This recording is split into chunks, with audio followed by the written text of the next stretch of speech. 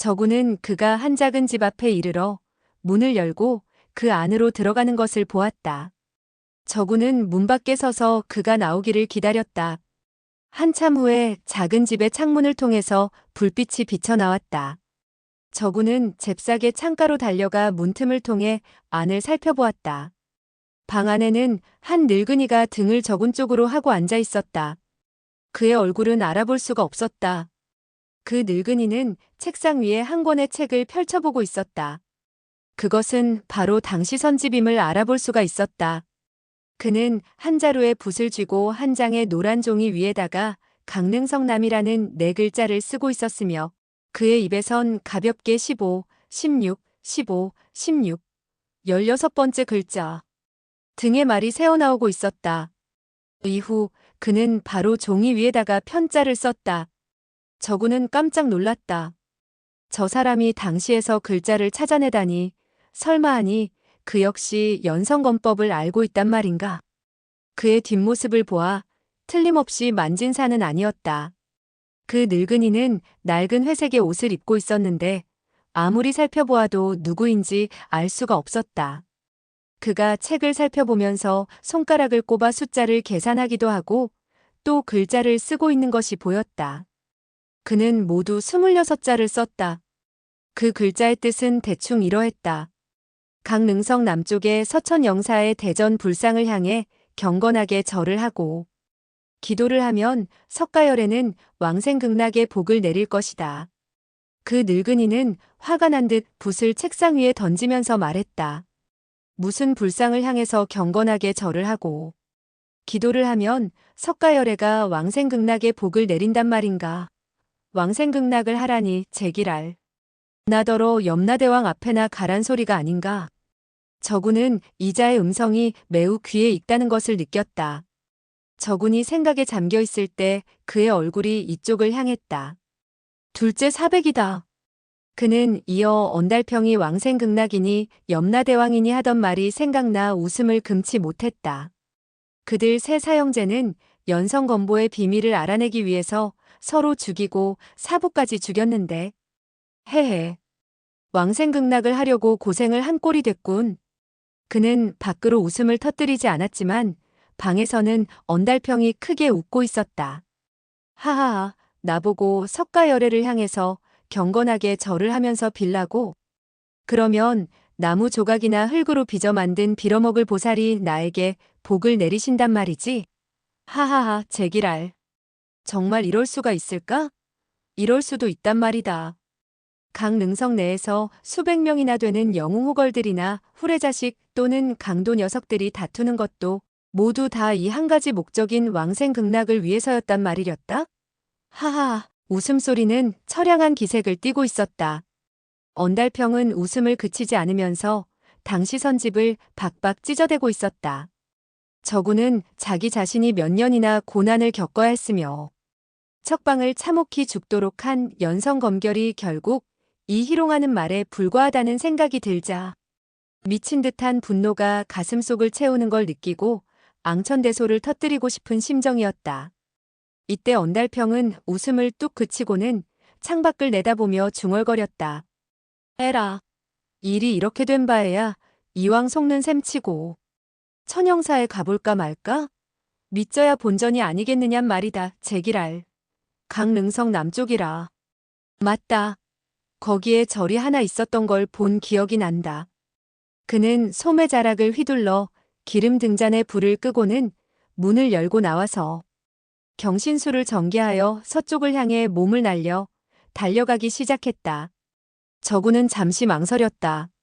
내가 만진산을 찾아가야 할까? 아니면 언사백을 따라가야 하나? 아무래도 한 무리의 사람들을 찾기가 쉬우니 아무래도 먼저 언사백을 따라가야겠다. 그는 생각을 마치자 언달평의 뒷모습을 쫓아 따라가기 시작했다. 반시진도 되지 않아 언달평은 어느 한 채의 낡은 절에 도착했다. 그는 먼저 절 밖에서 안의 동태를 살핀 다음에 주변을 한 바퀴 돌면서 절 안팎이 조용하고 사람의 기척이 없다는 것을 확인하고서야 비로소 문을 열고 안으로 들어갔다. 이 천영사가 있는 곳은 황폐하였고 몇 년 동안 수리를 하지 않았으며 스님들이 살고 있지 않았다.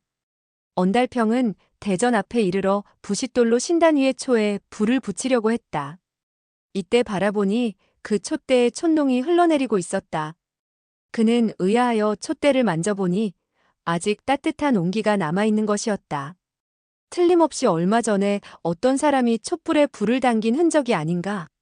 언달평은 경계심이 생겨서 불을 끄고 사방을 살펴보려고 하는데 갑자기 등짝에 화끈한 감각이 느껴졌으며 어느샌가 한 자루의 예리한 검이 그의 가슴까지 꿰뚫고 삐져나왔다.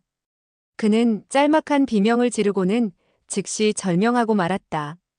저구는 문 뒤에 숨어 있다가 불빛이 꺼지면서 동시에 언달평의 단말마의 비명을 내지르는 소리를 듣고 즉시 언달평이 흉기에 걸렸다는 것을 알아차렸다.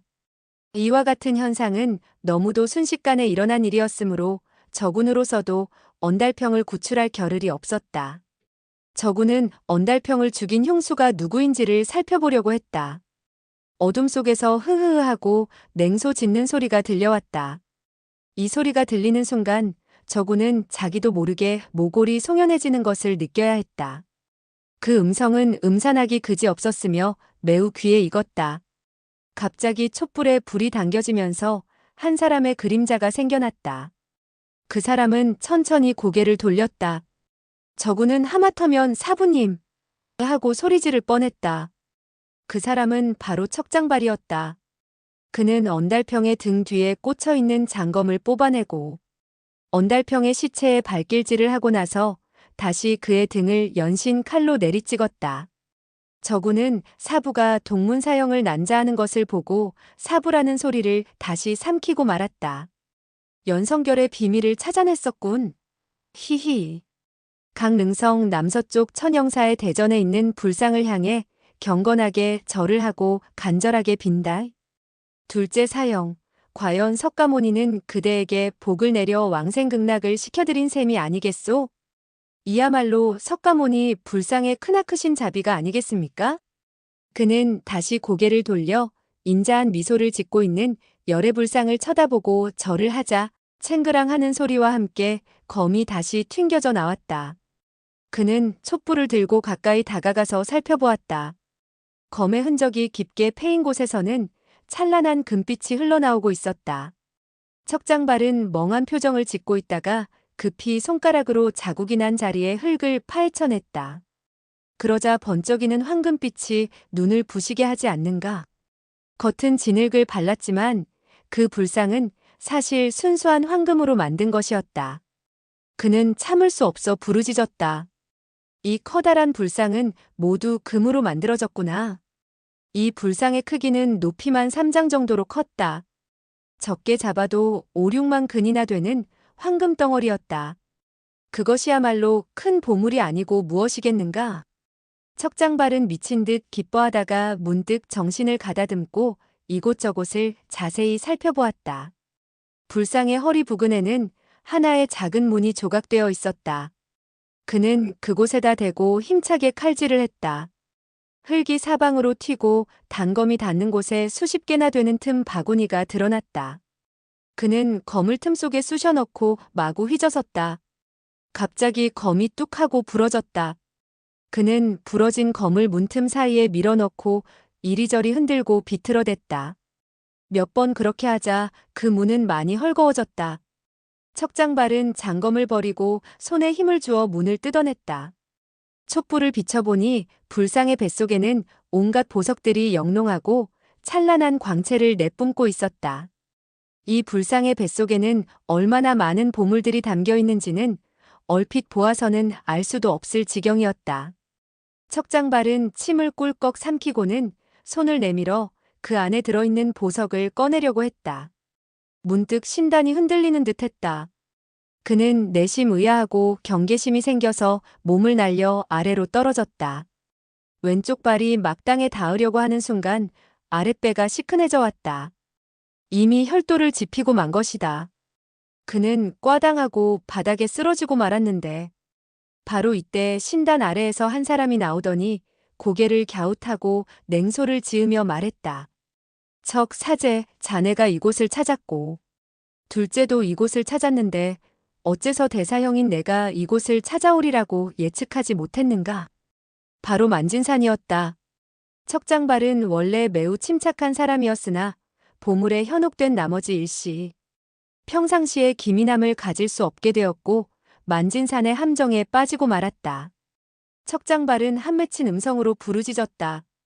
처음에 당신이 나를 죽이려고 했을 때도 나는 죽지 않았는데 뜻밖에도 지금에 와서 당신의 손에 죽게 되었구려. 나도 이상하게 생각하고 있었지. 분명히 자네를 죽여서 벽 속에 밀어넣고 밀봉하였는데 어떻게 다시 살아났나? 척장발은 눈을 감고 대답하지 않았다. 만진사는 말했다. 내가 대답하지 않는다고 내가 모를 줄 아느냐? 그때 너는 나를 죽이지 못하자 숨을 멈추고 죽은 채 하여 벽 속에 갇힌 다음에 방법을 강구했을 테지. 멋진 솜씨야, 멋진 솜씨.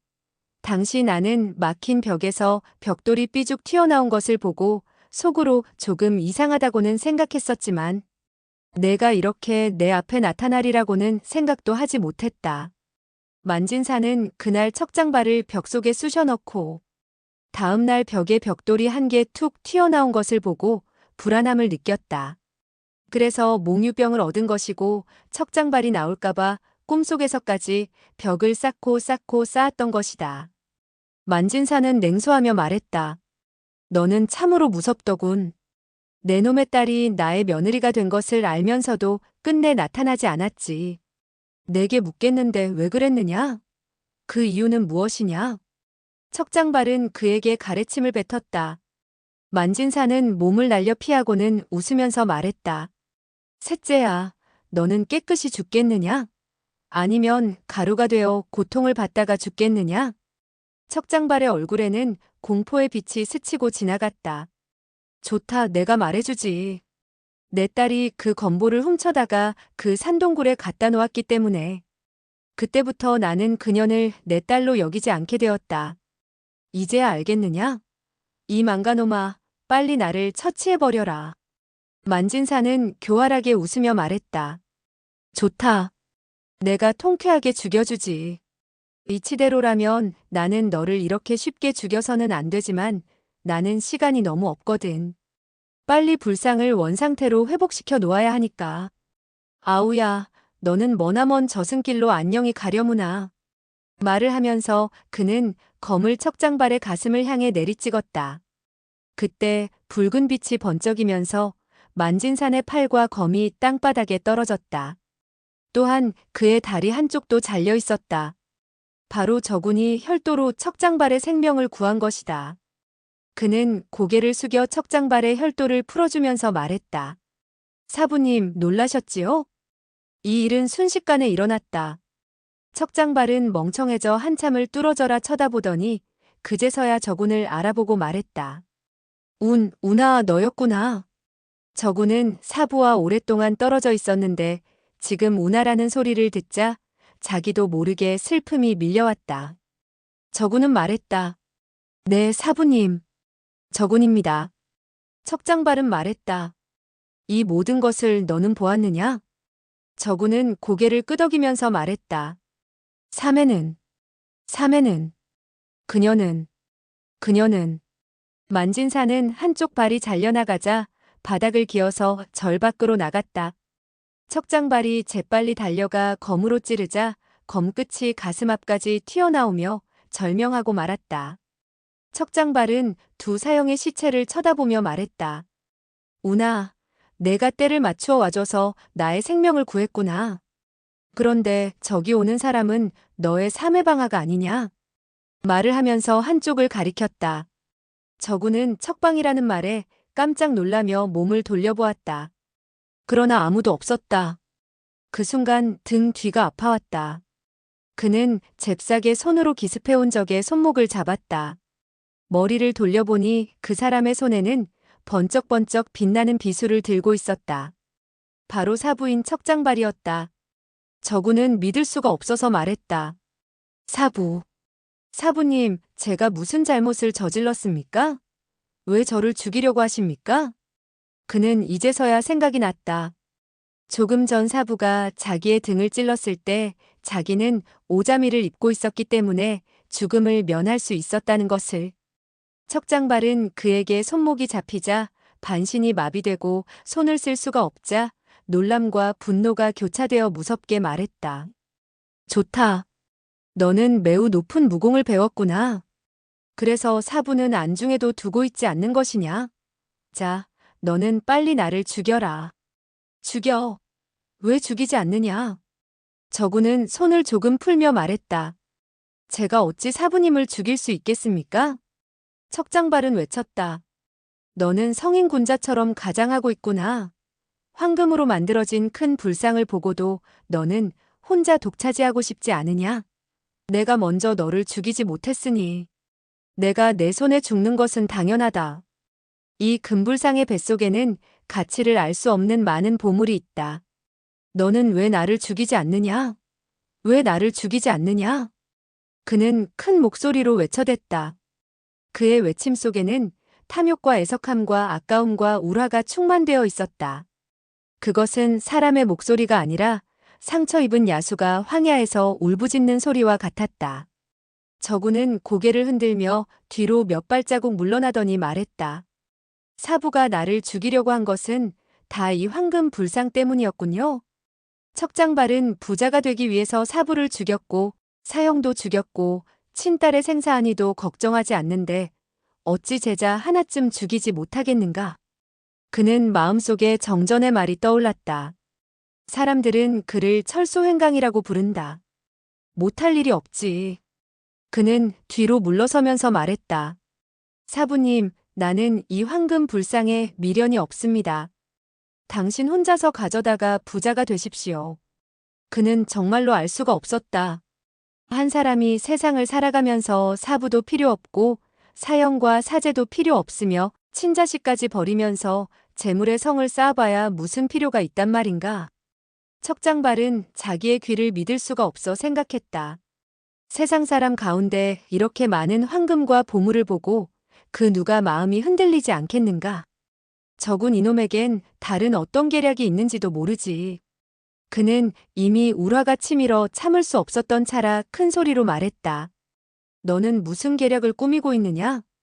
이것은 황금으로 만들어진 불상이고 뱃속에는 보물이 그득한데 너는 왜 안 가지겠단 말이냐? 너는 무슨 계략을 꾸미고 있는 것이냐? 저구는 고개를 흔들며 절 밖으로 나가려고 했다. 그때 갑자기 발걸음 소리가 들리더니 많은 사람들이 벌떼처럼 밀려왔다. 그는 몸을 날려 지붕 위로 올라가 밖을 살펴보았다. 100여 명의 사람들이 횃불을 손에 들고 서둘러 달려오고 있는 것이 보였다. 바로 한 무리의 강호 협객이었다. 한 사람이 욕을 했다. 만규, 이 빌어먹을 놈아. 빨리 가자, 빨리 가. 저구는 그곳을 떠나려 했으나 만규라는 소리를 듣자 즉시 발걸음을 멈추었다. 아직 척방의 원수를 갚지 못하고 있었던 것이다. 이 한 무리의 사람들은 서로 다투며 절 안으로 들어왔다. 저구는 분명하게 볼 수가 있었다.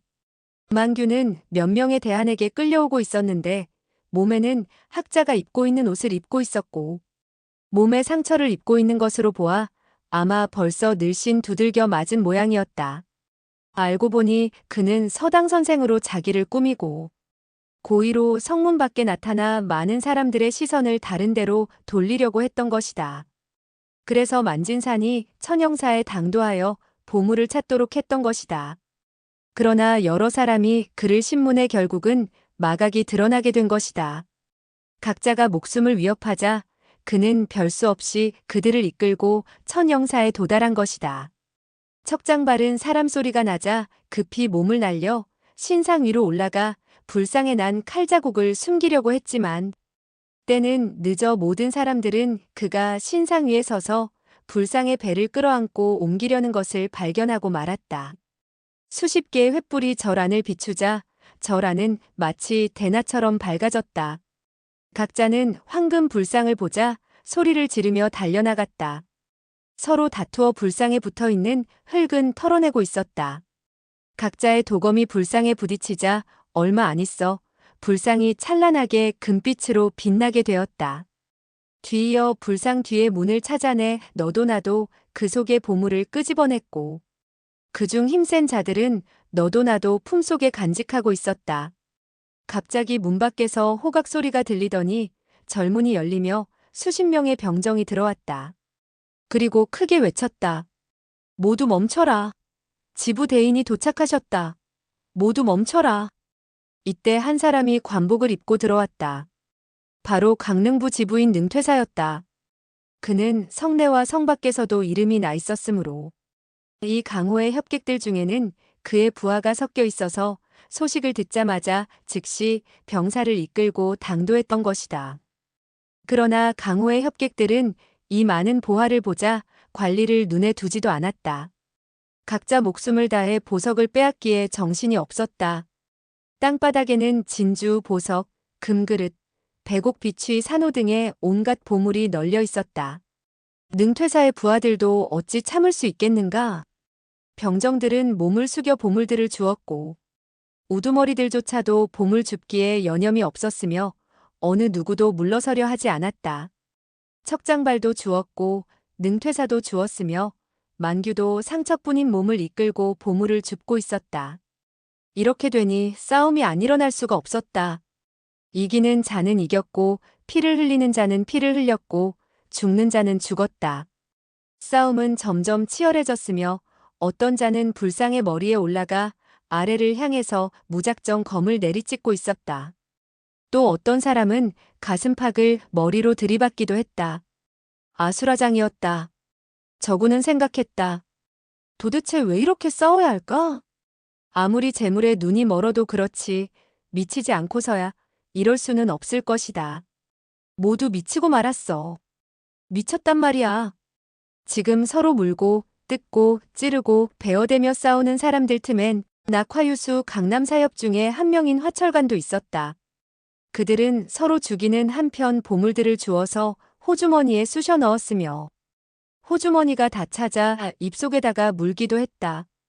저구는 갑자기 한 가지 생각이 떠올랐다. 이 보물에는 극독이 묻어있다고 정전형이 말하지 않았던가? 옛날에 보물을 감추었던 양원재는 위병이 빼앗아갈 것을 염려하여 보물에다가 독약을 묻혔다 그러지 않았던가? 그는 사부를 구해야겠다고 생각했으나 이미 때는 늦어 있었다. 보물을 차지했던 사람들은 모두 극독에 중독되어 버리고 말았다. 그로부터 얼마 후 저구는 정전과 능상화의 묘 앞에 몇백 그루의 국화를 심었다. 그는 다른 사람의 도움을 받지 않고 손수 국화를 심었다. 그는 원래 농부였으므로 밭을 갈고 곡식을 심는 데 익숙해져 있어서 어려움이 없었다. 단지 옛날에는 꽃이 아닌 고추와 호박, 배추, 가지, 공심채 등을 심었던 것이다. 그는 척방의 딸 공심채를 품에 안고 말을 달려 형주성을 떠났다. 그는 강호의 사람들이 싫어 사람이 없는 조용한 곳에 가서 공심채와 함께 공심채를 심으며 살려고 떠나는 것이다. 몇 달 후 그는 서장 땅에 있는 옛날에 눈 덮인 계곡으로 돌아왔다. 거위의 깃털 같은 눈송이가 펄펄 내리고 있었다. 그는 공심채를 안고 옛날에 그 동굴 앞에 이르렀다. 문득 동굴에서 멀지 않은 산벽에 한 소녀가 서 있는 모습이 보였다. 그녀는 바로 수생이었다. 그녀는 기쁜 미소를 지으며 그를 향해 힘껏 달려왔다. 그녀의 검고 긴 머리칼이 몸 뒤로 흩날렸다. 그녀는 저군을 향해 달려오면서 외쳤다.